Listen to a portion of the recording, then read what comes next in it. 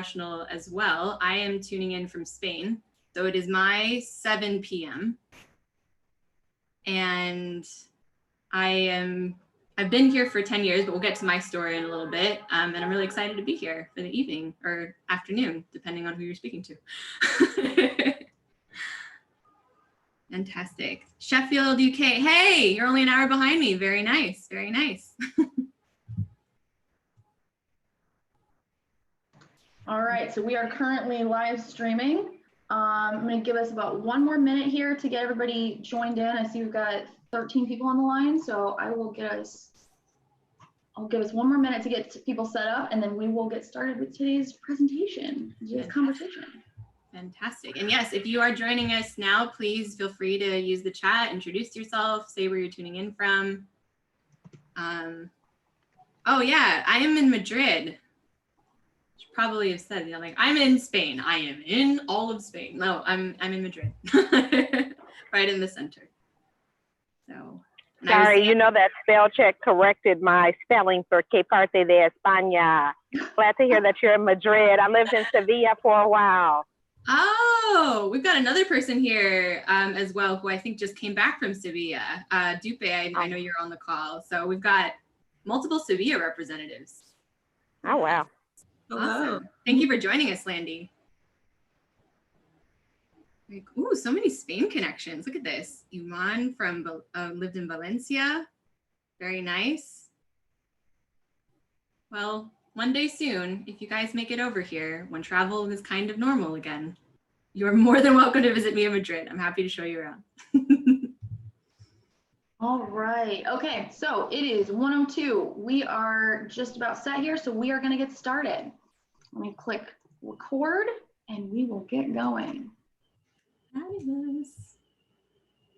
All right. Happy Monday, everyone. Happy Memorial Day. Thank you to everyone who's joining us from America. I know it's a holiday today, so if you're spending part of your holiday weekend with us, thank you so much. And I want to say thank you and welcome also to everybody else who's joining us, who's not on a holiday, who's starting your week with Power to Fly.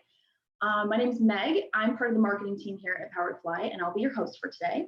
I am beyond excited. I was telling Kay before we started recording here that I called dibs on this chat a month and a half ago. So I'm really excited to dig into this subject and get answers from Kay to especially a bunch of the questions that you all submitted ahead of time. There were a lot of questions. They were very insightful and very thought-provoking, and I'm really interested and excited to dig in. So without further ado, we're going to go through our housekeeping, and then I'll try and speed through that, and we will get started.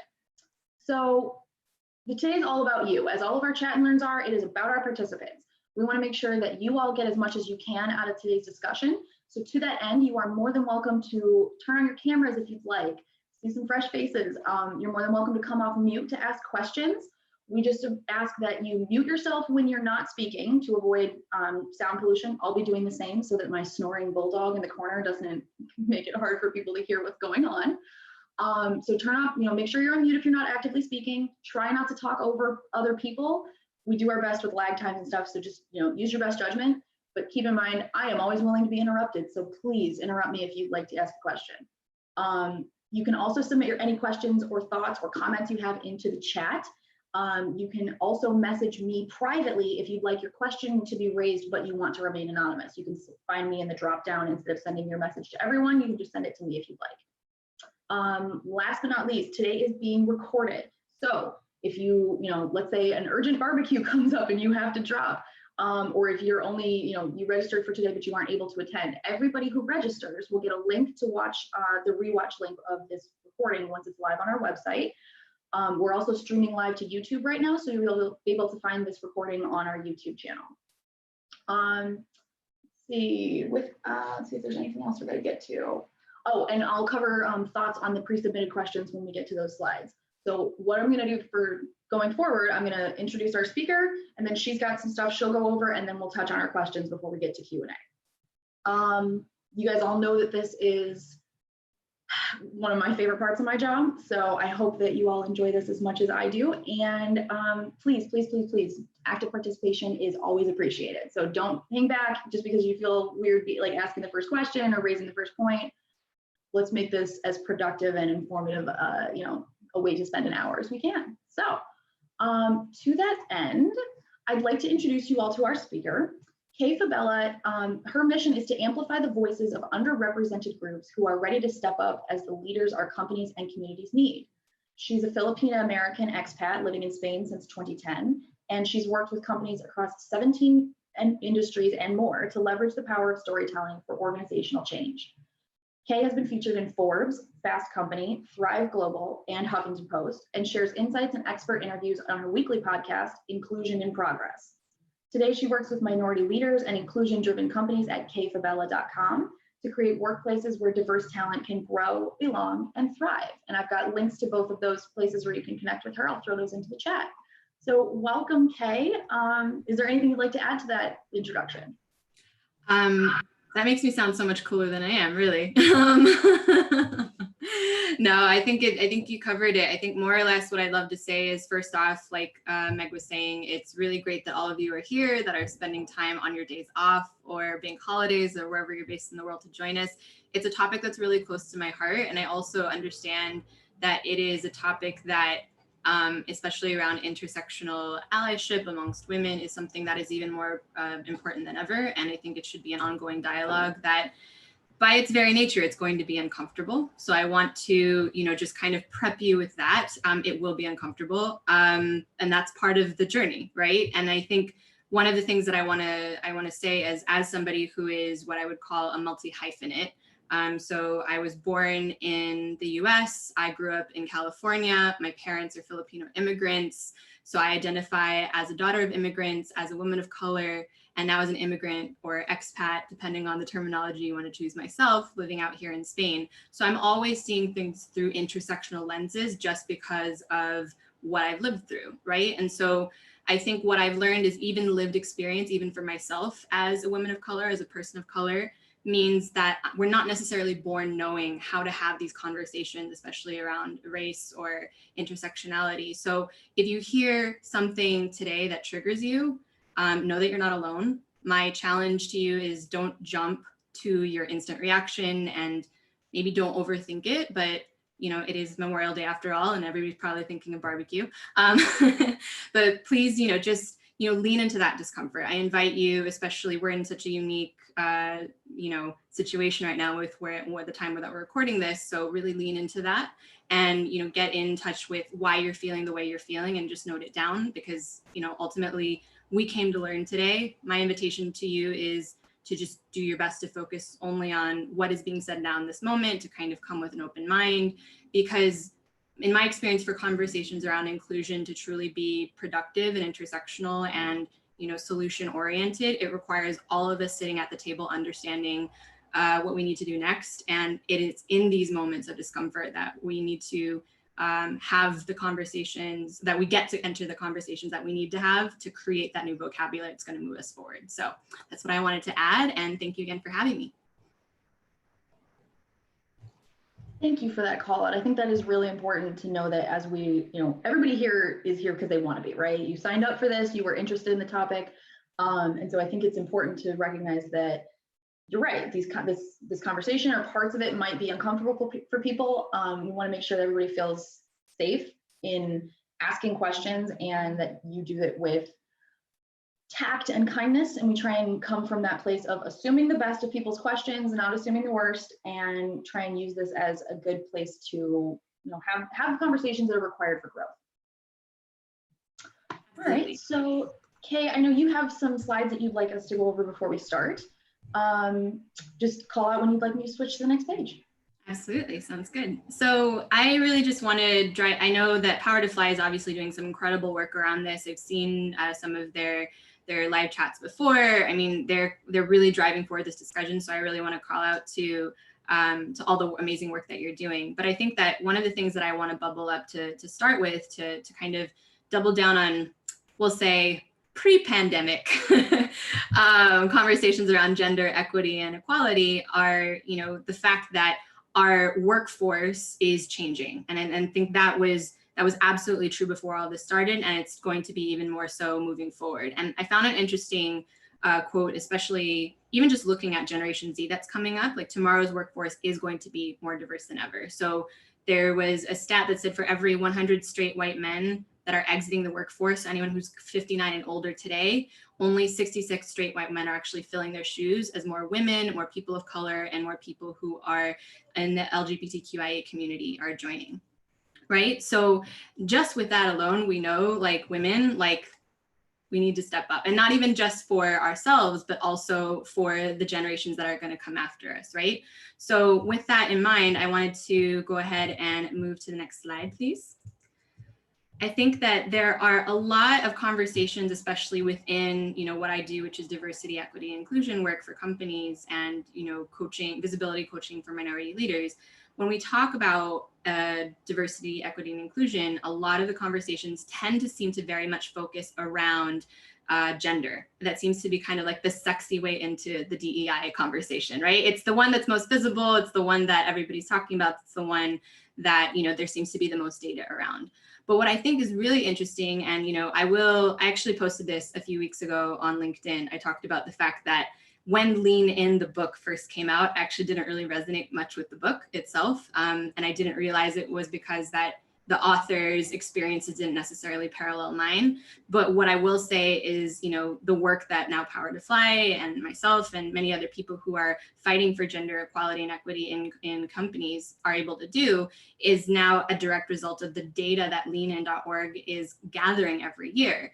And what they've always done, and what they've especially doubled down on the last few years, is looking at the intersectionality of the gender equality conversation. So this was, I just grabbed this off their website today. This is the most recent data. So when we're looking at, gender equality or the pay gap or whatever it is that you refer to, if we look at it just against men and women, it's really kind of an umbrella that's hiding the subtleties and nuances of the conversation. If we look at it by race and by ethnicity, it's a completely different story, right? So statistically, I'm told that as an Asian woman, I should be not that far off from a white man, but I also know, and this isn't in the data, that I face what's called a bamboo ceiling, which means that I am of an ethnic group that is least likely to be promoted to a middle manager, for example, right? That's just one example of the conversation.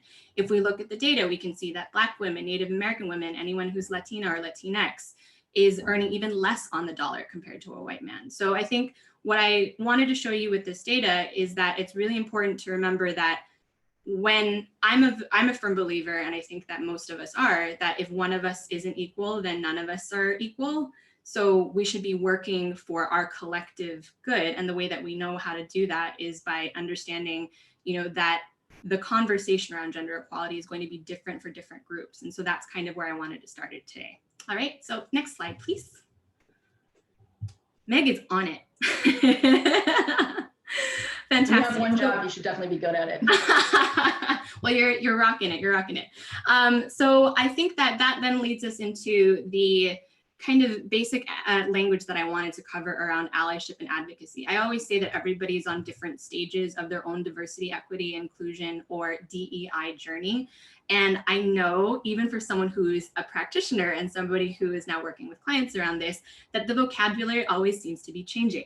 So with that said, I'm not asking you to come out of here with a master's degree in social justice or gender equity or the gender pay gap, but I do want to give some kind of frames for our conversation today, right? So these are basic definitions for us to talk about what allyship and advocacy mean, especially when it comes to what women of color would like white women to know when it comes to allyship, right? So race essentially just boils down to a socially constructed meaning. And I've doubled down, I should have italicized that. It's socially constructed, bold, underlined, italicized. It's completely made up, right? But it's just attached to physical attributes, right? And so that's all that race means. Obviously, that then leads to or begets different types of discrimination, different types of access to equity and equality, but that's a whole other story, and we'll get to that in a bit, right? But by definition, that's all race is. Privilege, and I know this is another big term that comes up often in the DEI conversation, is, especially when it comes to white privilege, which I know when I try to avoid saying it early on in presentations when I'm meeting with clients, because it just makes everybody go, like, I can feel the room go, like, this is really uncomfortable already. But really, when you look at the word privilege, I define it as a special right, advantage, or immunity that's granted to or available to a specific person or group, right? And so privilege, for example, if we're thinking in terms of the pandemic, we're looking at if you have access to Amazon deliveries, that's a privilege. If you have access to, you know, a pantry with storage for extra supplies, that's privilege. If you have access to, you know, even being able to walk outside, which I can say very, very personally, as somebody who wasn't allowed to leave the house for non-essential trips for 50 days and 50 here in Spain, because we had a very strict lockdown, that is definitely a privilege. And I was very envious of everybody who was a dog owner. So that was a privilege to me, right? So these are different ideas. So I'm kind of poking fun at this idea, but it really just goes to show that every single one of us has privileges. And what I encourage everyone to do moving forward in this conversation as allies or advocates or people just walking away with basic awareness of intersectional allyship is to really be thinking about, you know, what are my privileges and what are things that maybe I take for granted that I can use and leverage to help other people who don't necessarily have access to those things, right? And then minority. And so this is one that, again, like we're all kind of poking around the terminology.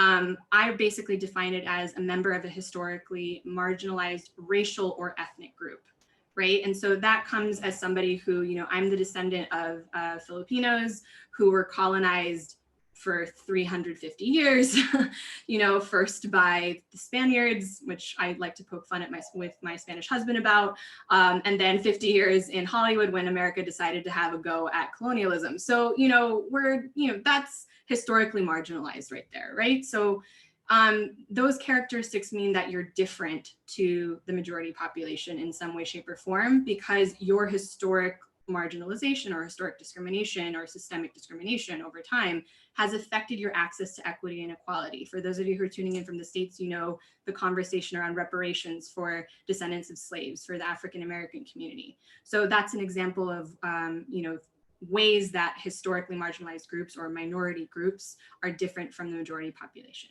Okay, so those are some basic terms. Diving right in here. We're going to the second slide around terminology, just for basic vocabulary. And so women of color, again, what you will find over the course of this, and I'll probably say this several times over the course of the webinar today, we aren't a monolith. Women in general are definitely not a monolith, but I would say women of color especially. I think WOC or women of color is such an interesting place to start the conversation, and it was started to distinguish specifically Black women from the white feminist movement in the US. But really now it's a term that encompasses anyone who is from these historically marginalized racial or ethnic groups. And so in the US, it's WOC, women of color. In the UK, they call them BAME, B-A-M-E, so Black, Asian, minority, ethnic. There we go. I was like, Black, Asian, there's the A in there somewhere. My Memorial Day brain.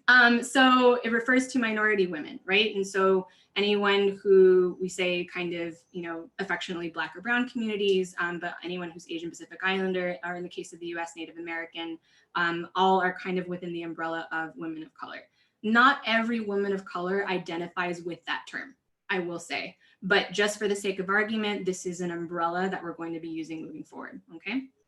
And then allyship, which is where anyone comes in. And I know I kind of chose a cheeky title for this webinar with what women of color want white women to know, but really allyship comes down to all of us, right? Coming back to this idea earlier of privilege, that every single one of us has something that we bring to the table, that maybe we're able-bodied and we're able to hear, we're able to, you know, dialogue with people today and see each other's faces. I think those are all privileges, for example. And even amongst different women of color, I myself, you know, was hesitant to take on the DEI practitioner title until I'd known my own privileges, my own biases, and ways that I could be a better ally to other women of color, specifically even as a non-Black woman of color, right? So allyship goes across the spectrum, which leads me perfectly to intersectionality, which is the main topic of today, the interconnected nature of all of these different layers within this group. And so I honestly think I think women, if we are able to come together in an umbrella, and I know that's a tall order because there's so much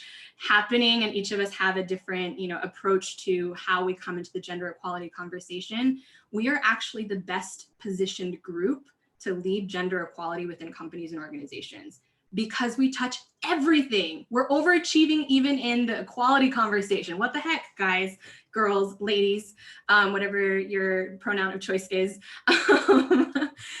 So because we have, we've got white women, we've got Black women, we've got the LGBTQ community, we've got so many different aspects that we could leverage our unity of our conversation. And if we only decide to look beyond just gender as the unifying kind of thread through all of our experiences, right? If you look at how it affects different women of different races or classes, ethnic groups, countries of origin, there are so many different overlapping and interdependent systems of discrimination and disadvantage, which means that we're able to bring intersectional solutions to the conversation, which is really the point of our talk here today.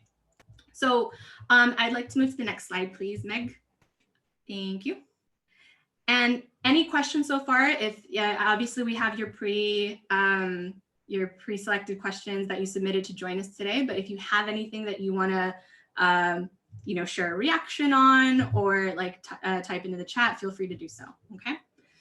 So I wanted to show you again this idea of intersectionality. It really, I know, like I said, cheeky title, but I really think that every person has a role to play. And even though a lot of the burden around these DEI, diversity, equity, and inclusion conversations seems to fall on women of color, especially around gender equality and gender equity, it really comes down to all of us, right? So like I mentioned before, I work with minority women, especially when it comes to their visibility in the workplace, when it comes to leveraging, the power of their story and their unique identity and their unique advantages to really show up and, make themselves seen and heard at work so that they can lead conversations for change. And so we also have work to do. And even amongst each other, we have work to do, right? Yes, leverage our unity through intersectionality. I'm so glad that you like that, Landy. So I will say, I will go through what I will term as non-minorities because I like inclusive conversations to feel less threatening or polarizing, but let's say non-minorities for the sake of argument. We'll say that the journey for a non-minority of someone who does not have the lived experience of being, in this case, a woman of color, it's really important for you to do a lot of internal dismantling and a lot of internal work. A lot of this stuff is going to happen off camera. Now a lot of us are, I don't know about you ladies, but I had bangs at the start of lockdown. We're just at home, we're chilling, or not chilling, or just trying to figure out what to do, with our time at home.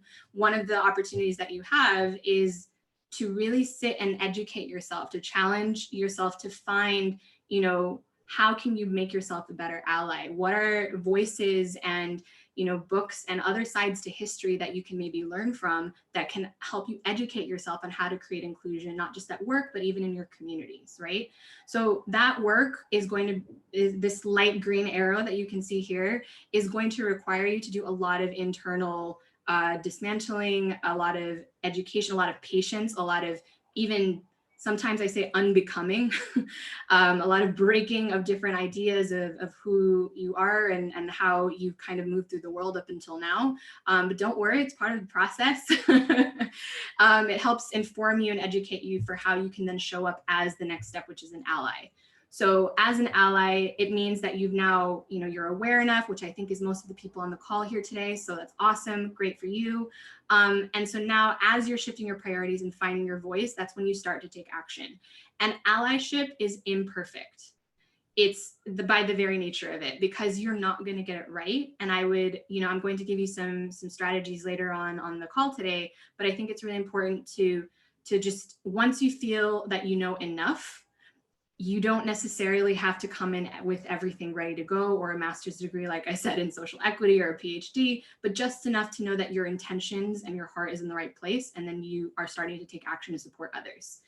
And then the last one, and this is for, I see some of, I have to shout out to a few of non-minority women that I see in the DEI space, like Jennifer Brown and Karen Fisher. And there's just so many people who are doing amazing things as accomplices, who are saying like, we're inspiring the anti-racist generation. Like, it's amazing, amazing work, right? That's an accomplice. You are, let's think of,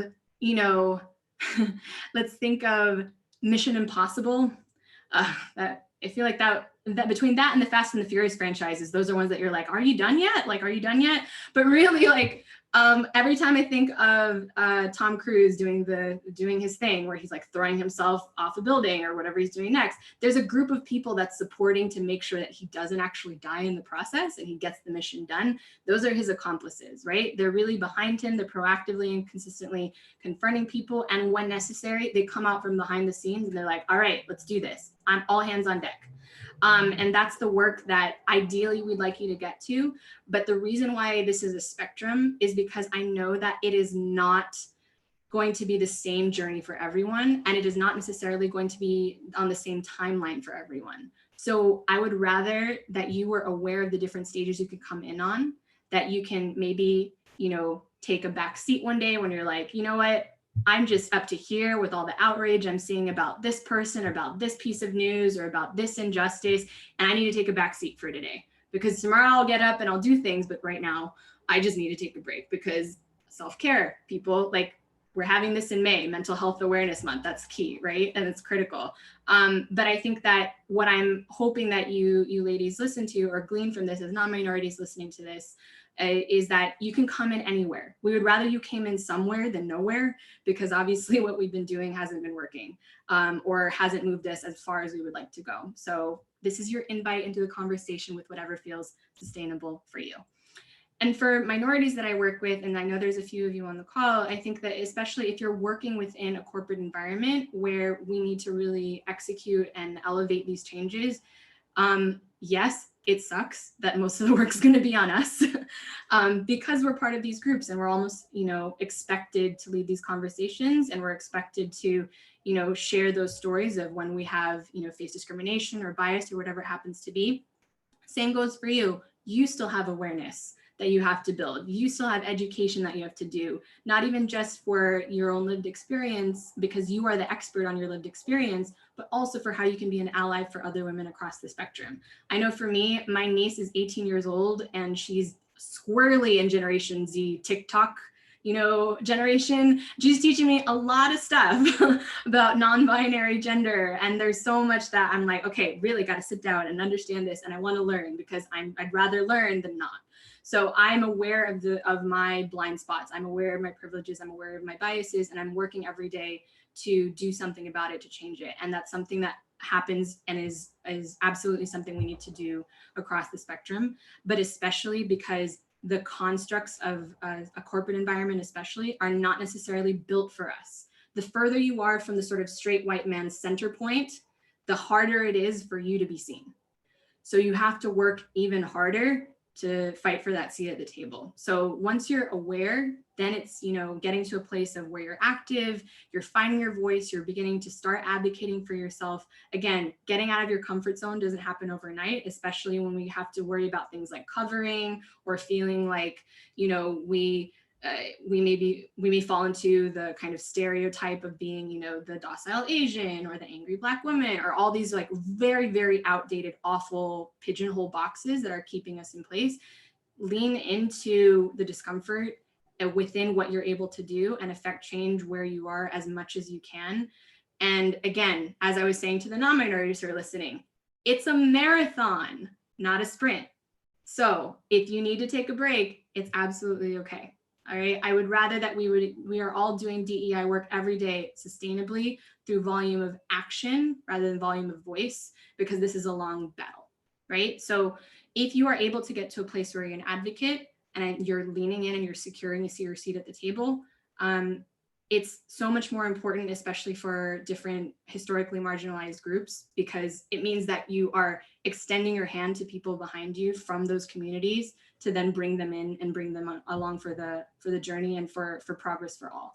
So again, these are all little you know, this is just a very, very quick overview of something I normally spend like a half day or a day doing, but I wanted to give you an opportunity to kind of assess for yourselves where you are on this continuum. Also know that for yourself, you can pop in and out whatever feels good to you, because at the end of the day, we're not all social justice warriors all day, every day.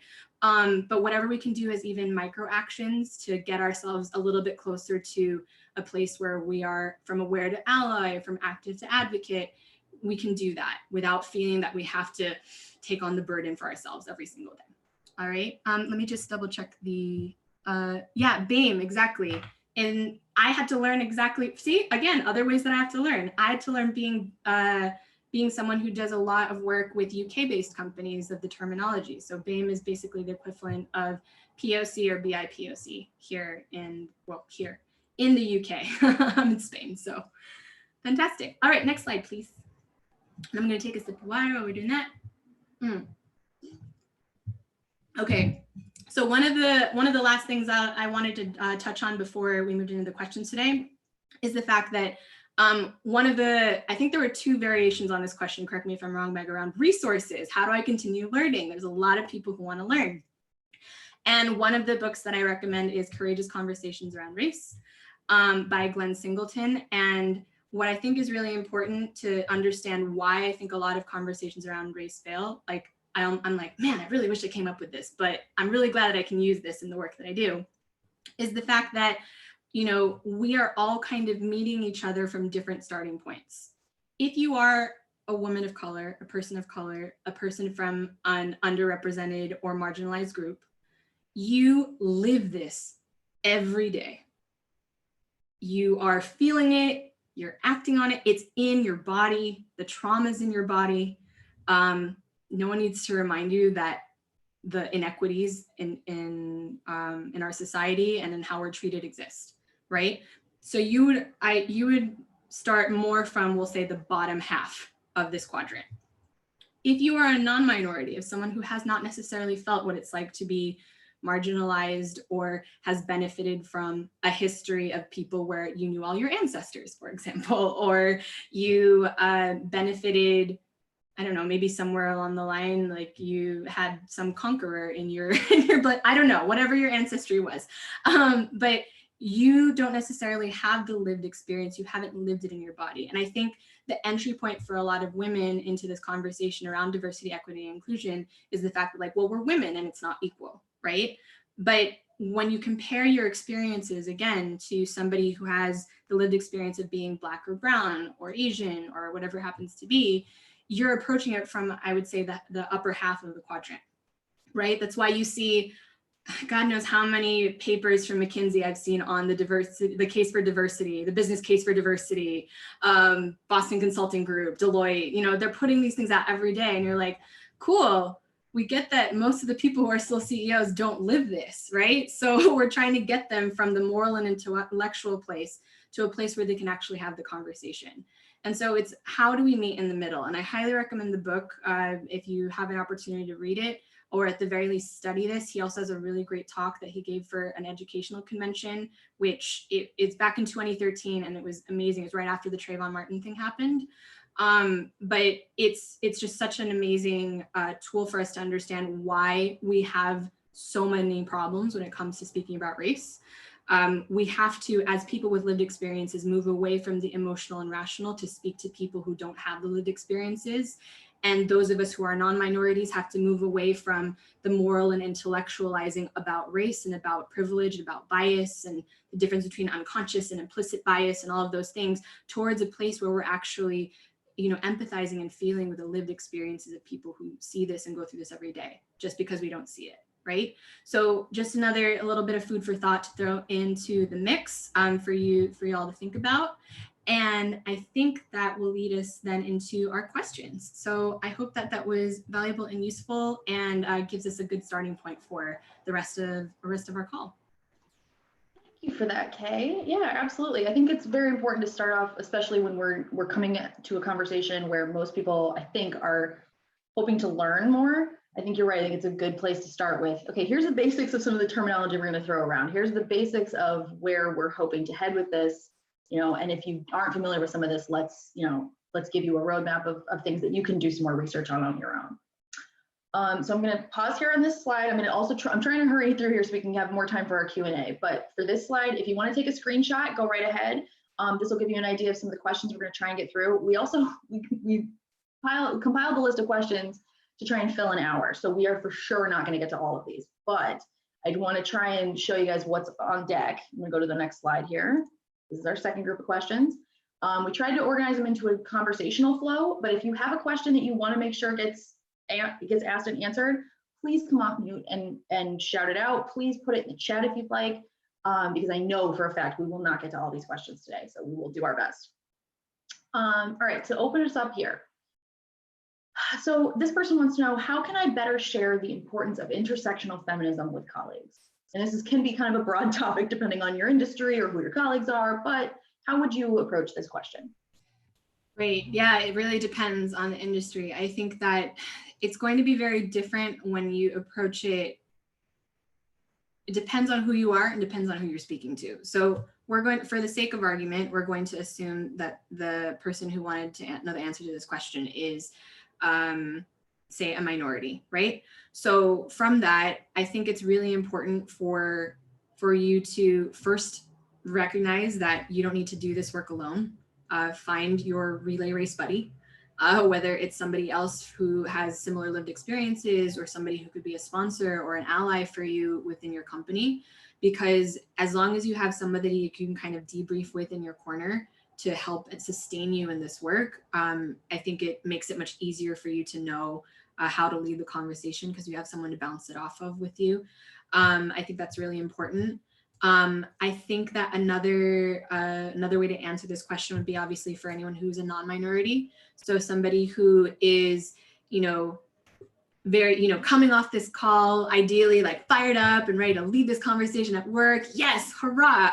But obviously culture change doesn't happen overnight.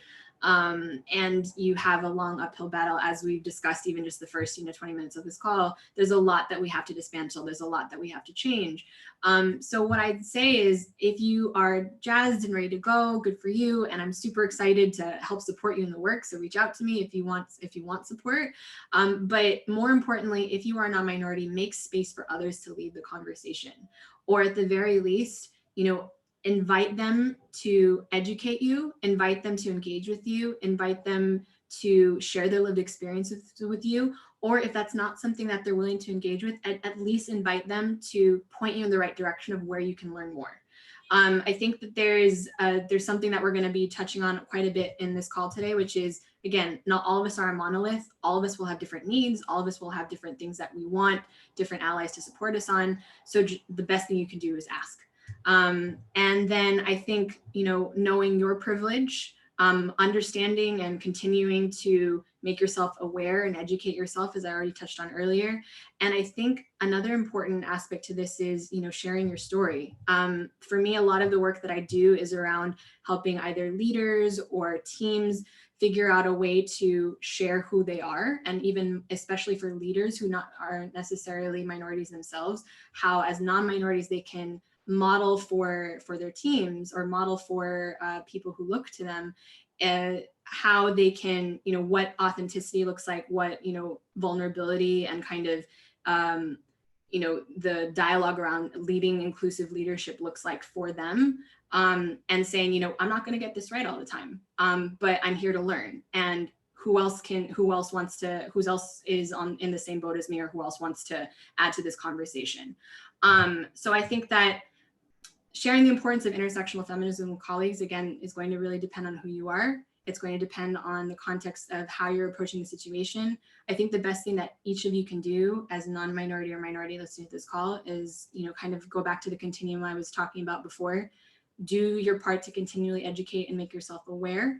Empowering yourself with knowledge is one thing. Finding a group of people or a buddy that you can lean on to support you in the work is another. And then last but not least, stepping out and sharing your story of why it's important to you and why you care. Thank you for that. This next question it's roughly similar. So I will say that if you want to kind of move on to an area we haven't covered yet, I'm more than happy to do that. But I think it's important to to address this question, because I think it's something that a lot of people have as a concern. Yeah, absolutely.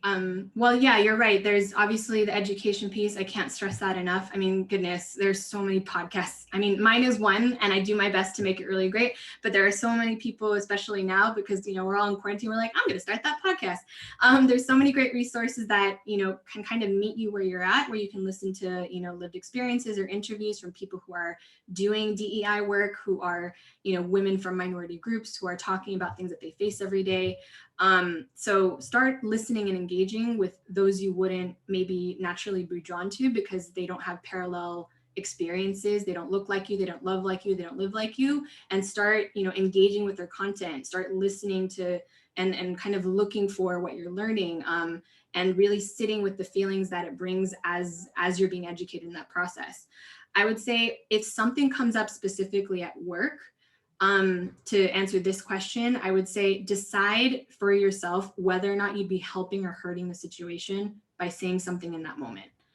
And I think that's really critical, because I think there's a lot of focus in the DEI work, even for someone like myself, who I would say has a more maybe moderate and softer approach to DEI. It's maybe not as radical or not as activist as I would see some of my practitioners or fellow practitioners. But I think a big part of what I found is that to get somebody into the conversation in the first place around race, it's better to assume ignorance and not intent when you come into a conversation, because otherwise you're just going to be another mantra I've been using a lot recently is budget your outrage. Because again, this is a long, long journey. So wherever possible, if you start from the place of, I'm pretty sure that they were just being ignorant or they just didn't know, rather than being, malicious in their intent, it gives you the opportunity to then decide, okay, is this going to help or hurt the situation? Is this something that I actually feel like I can own the conversation around? And I'm, I feel, physically, mentally, and psychologically safe enough to stand up for. Wherever possible, speak and educate that person one-on-one. I think that there was a lot of harm, I would say, in the 2010s, sounds so dated, the 2010s, around the call out culture, right? And I think that calling out people has its time and place, especially if that person has done irrevocable harm. But if it's somebody, especially like many of you who are on the call today, who are learning this on your off day, who are really trying to do something to educate yourself, to empower yourself with the knowledge you need for conversations, I would rather that I coax you along to the conversation and encourage you and, meet you where you are and get you to think about it differently and call you up to a higher version of yourself rather than calling you out. So those would be things that I would say to answer this conversation. I think that's a really important point to make and clarify, like you said about the call out idea.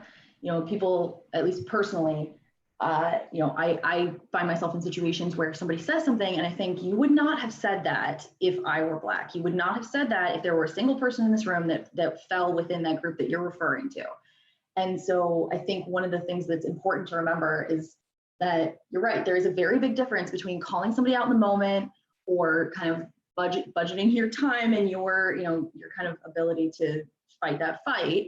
Are you going to be helping? Are you going to be hurting?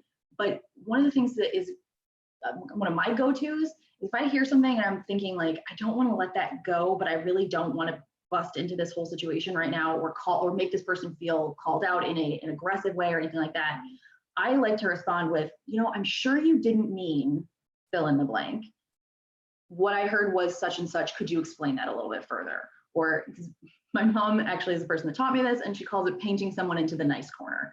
You have to call out like, oh, I'm sure you didn't mean to come across like this, but could you explain to me what you were talking about there? But they're going to step out of that nice corner that you've lovingly painted them into. They're going to have to do it in a big way. And so you're giving that person the opportunity to either clarify what they said and didn't mean to have that impression given, or you're giving them an opportunity to either think about it or kind of walk back what they're saying. Absolutely. Yeah. I think that when you give a person an opportunity to do better, it's much easier to do that without an audience, is my thinking. So wherever you can meet that person where they are one-on-one, I think is a more positive approach. than, you know, calling them out and kind of dragging their name through the mud or whatever it happens to be. Again, without irrevocable harm. Again, that is a very, very critical, like I know a person that comes to mind. I don't feel like mentioning his name. But but I think that if we are going to do the work collectively for inclusion for all of us as women across the spectrum, then it's going to require all hands on deck. And if we're polarizing potential allies and advocates from the conversation by telling them they're getting it wrong in the process of learning, then we're losing access to bodies and people that can help us with this conversation. Yes, absolutely. Okay, so this next question, I'm very interested in it, but I'm very curious to see how you're going to answer it, because I feel like one of the things that as a white person, I feel like a lot of the questions that you ask other groups, or how, you know, when you're trying to learn, a lot of the onus for education then falls on those people. And that's not fair in a lot of ways, both because nobody is a monolith, no group is a monolith, but also because, you know, you can't ask someone to do your homework for you, right? So there might be maybe not like a pre-list of everything that you would suggest, but do you have, you know, kind of go-tos that you like to suggest for people? Absolutely. I think that, again, wherever you can challenge yourself to find or follow someone who is from a different group, especially if we're talking about within the context of this conversation from the women of color kind of side of the spectrum, wherever that happens to be, whatever that encompasses, as I've now defined for you. So go forth and seek them. I would say wherever you can empower yourself across multiple different channels, do. And that goes back, I think, starting with history. I think a lot of people don't realize, and actually shared this on an episode of my podcast that inspired the title today. It's the same title, what women of color want white women to know. A lot of women don't realize that even the feminist movement was racist from the very beginning. And so we all know in the US, especially Elizabeth Cady Stanton, she, you know, big American suffrage movement, but she and her suffragist, her fellow suffragist, Frances Willard, refused to let Black women actually march at the front of the march for the women's right to vote. So it's baked into, you know, things like that, like understanding our history and understanding how far back this goes helps inform us. It doesn't require us to then, you know, get outraged about the history and injustice of it, which it should, and it does, and it still does. I'm learning things all the time, but I think coming back to, you know, what can we do today about it? That information should empower you with the decisions and the context for how you approach conversations moving forward. So, you know, for me, for example, you know, I love reading books from, say, for example, Bell Hooks, Toni Morrison, Audre Lorde, some very powerful Black feminists. I mentioned Courageous Conversations About Race, so it's something a little bit more current. But even, you know, my AP US history teacher is going to crack up at me.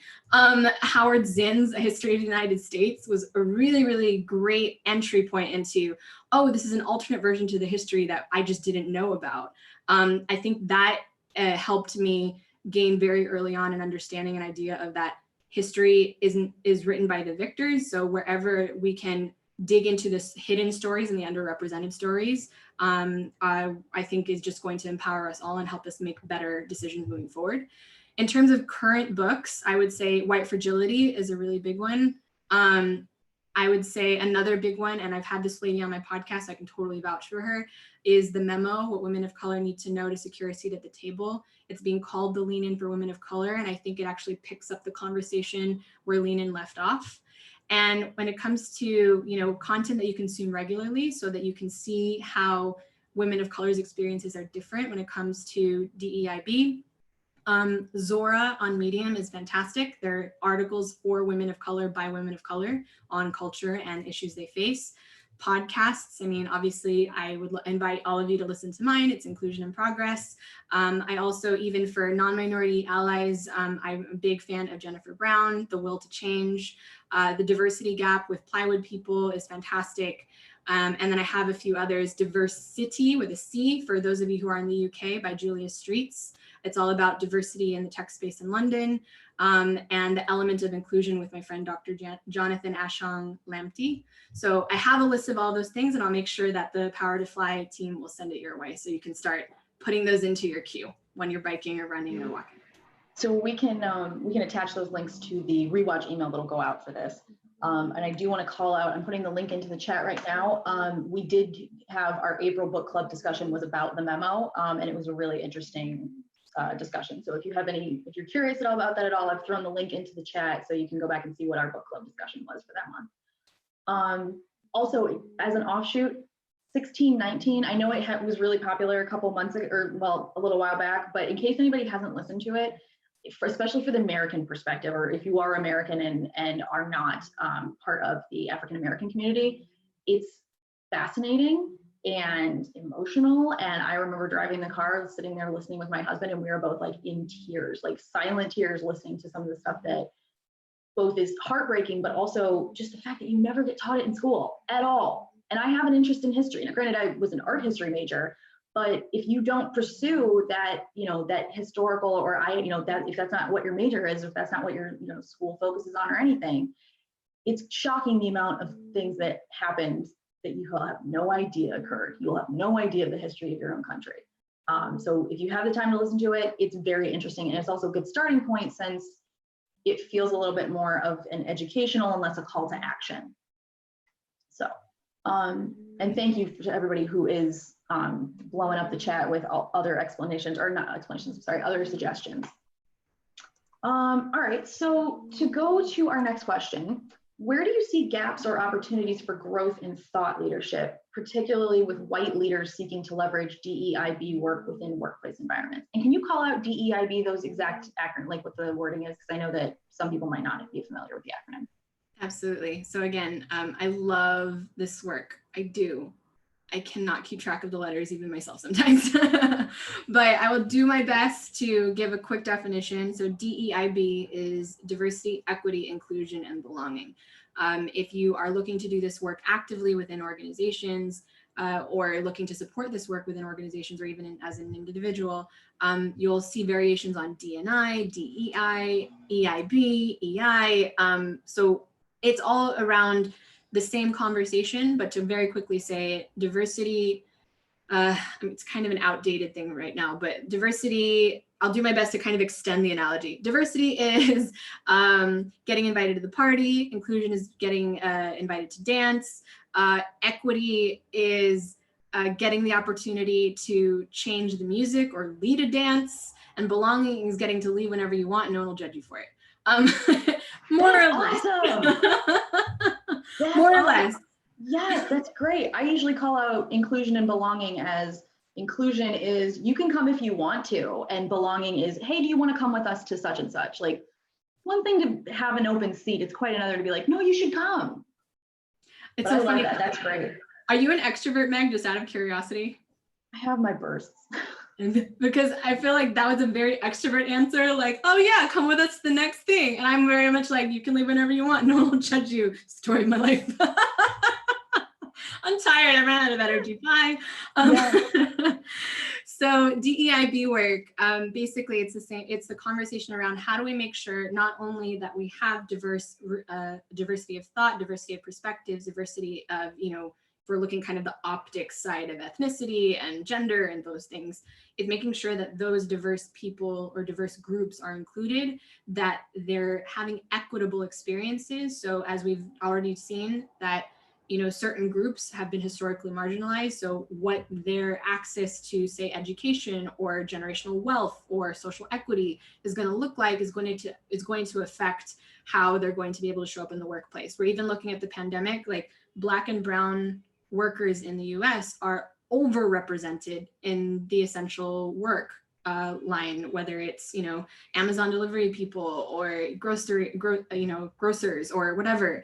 So I think it's being very mindful of the fact that, I think the conversation is moving away from just D&I to equity and making sure that everybody has the right experience and has the right experience for them that helps, them basically get the boost that they didn't get because of wherever their, whatever their upbringing or ethnicity or community or their history was that shaped who they were at that point. And belonging is making sure that everybody feels comfortable, safe. A big thing that I heard in an executive roundtable I hosted with some tech companies recently was, how do we make sure that everybody feels psychologically safe to be able to show up as their full selves at work? So I would say in terms of gaps or opportunities, I was trying to call that out in a short way, but once you get me going, I'm going.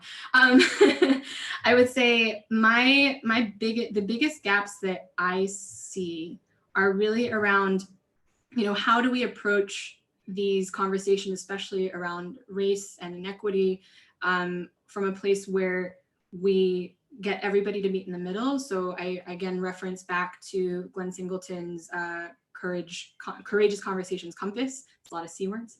Getting people with lived experiences and non-minorities to come to the table. I think that, again, as I said earlier, we assume that all women, and within that all women of color, are a monolith, instead of giving each group under that umbrella the opportunity to share their specific challenges and needs as individuals, and not just as kind of people lumped into this group. As I said earlier, I'm a woman of color, but I'm a non-Black woman of color. So when somebody is telling me about the fact that I'm afraid for my son to go running outside, I'm going to cede the floor. I'm going to decenter my experience so that I can learn from them, right? So those are different subtleties and nuances within the monolith that we have to really disband if we really want to have allyship and advocacy take hold across the spectrum. I also think we tend to, especially before the pandemic, we tend to silo or sidestep these conversations because we're afraid of short-term fallout, especially as non-minorities, the call-out culture I mentioned before. But we should really be thinking about long-term impact for everyone involved. So I think that's a big challenge that I'm seeing for inclusive leaders right now, or people who aspire to be inclusive leaders.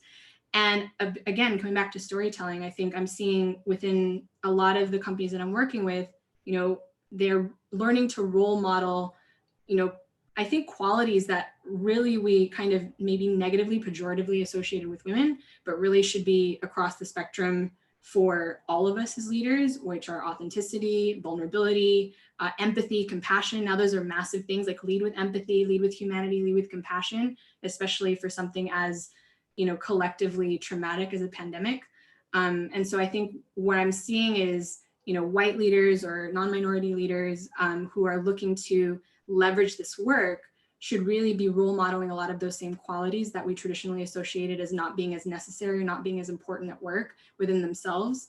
And the easiest way to do that is through strategic storytelling. So really thinking, what are opportunities that I have from my lived experience that, can invite somebody, even if it's not in a public arena, who is a minority or somebody who often feels marginalized in the company, to feel seen and heard and feel like they belong. What can I do even in just sharing, leading conversations around mental health in ways that I maybe wouldn't have been bold enough or brave enough to do earlier. Like, I'm overwhelmed today, or I'm not feeling it, or, today we're going through a challenging time, and I want to make sure that everybody is managing their own mental health, or they're taking care of themselves for, mindfulness breaks or meditation breaks or whatever happens to be. And I think that ultimately where I hope that, and this goes for people across the spectrum, but especially non-minority leaders who have traditionally been more represented or overrepresented in positions of power within companies, is the opportunity for them to really invite more people into the conversation by finding shared points of entry within their own lived experiences, to especially show their support for people from underrepresented minority groups. Excellent. Thank you for that very well explained and nuanced answer to this question. All right, so we only have 2 minutes left. Heartbreakingly enough, guys, I could literally do this for another 2 hours. So we only have 2 minutes left. I'm going to ask one more question, but before I do that, in case anybody has to jump at the end of the hour, I want to say thank you to everyone who's joining us today. Thank you for spending your time and your afternoon with us. Thank you for spending a holiday day with us if you are in America. And thank you, Kay, so much for taking the time to spend with our community and answer these questions and explain this stuff to us. We very much appreciate it. The last question I'm going to leave you with is from one of our other slides here. This question covers a lot of ground, and there were a lot of questions asked in the same vein. People wanted to know about how to handle microaggressions, and how, if there's like any small, like kind of outward symbolism or, flag flying kind of thing that you can do to show that you're an ally or show that you're trying to help. What, if it's possible to boil it down, what is like a couple, either the best thing or a couple of like small things that white women or whoever is the, the dominant identity group in that area, what can they do to support women of color and to support these minority groups without taking the microphone away from them? So I love that. And thank you again for hosting this conversation. I really, really appreciate it. I think that anyone who is looking to support, especially within this conversation of today, women of color moving forward, is remembering that our struggles won't be the same. So ask us how you can meet us where we are. Do the best you can to try and inform and educate yourself beforehand and continue that as ongoing work. But then wherever possible, ask how you can support us in the ways that we need. Because like I keep stressing, we each have individual wants and desires and preferences for how we want to be supported. So just ask. And when you ask, we want to be heard, not spoken over. So I think this is such an interesting question without taking the microphone away. I think that it's really important for anyone to remember when you're trying to be an ally or an advocate for another group that's not as privileged or not as represented as you, is you're not going to be given a gold star for allyship. I'm sorry, like you're not gonna have like a trophy like ta-da, you win, like you up leveled in the DEI game. Like it doesn't work that way. We do this every day for our lived experiences without thanks, and with often a lot of mental strain and a lot of emotional strain. And so it's really, really important for you to remember that you may be starting this journey, you may be, and we welcome you as an ally in this work. But if you're in this, remember you're in it for the long haul, and it's going to be hard. It's going to be uncomfortable. So really remember to, wherever possible, support us, inform yourself, ask for help. And ask for opportunities, especially if you're kind of dipping your toes into the water of this work. Ask for buddies that you can do this work privately with, that can challenge you and kind of reinforce or help you dismantle things that you may not necessarily have understood before, and hold space for you in these conversations. And that doesn't always have to be women of color. It can be other allies in this work as well. So again, intersectionality, that's the point of the call today. And I hope that's something you walk away with in terms of micro actions you can do. All right, guys, we are 2 minutes over our time. I want to say thank you to everybody who stuck through with us to the end. I know that there were a ton of questions that did not get answered. So if you have more follow-up questions for us, you're more than welcome to send those into the hi@. It's hi@powertofly.com if you have follow-up questions. The questions that were not addressed but were pre-submitted, those are available if you have thoughts and you want to go in and comment. Kay is also welcome to go in and comment on those if she would like. I included links in the chat to how to connect with Kay on LinkedIn. I also sent in, I'll copy and paste those links in again down here about how to connect with you on your website, or the various ways that you can get in touch with Kay. And yeah, thank you to everyone for joining us. So yeah, thanks, and I hope you all have a lovely holiday weekend or a lovely end to your Monday. Bye, everybody. Bye, thank you again.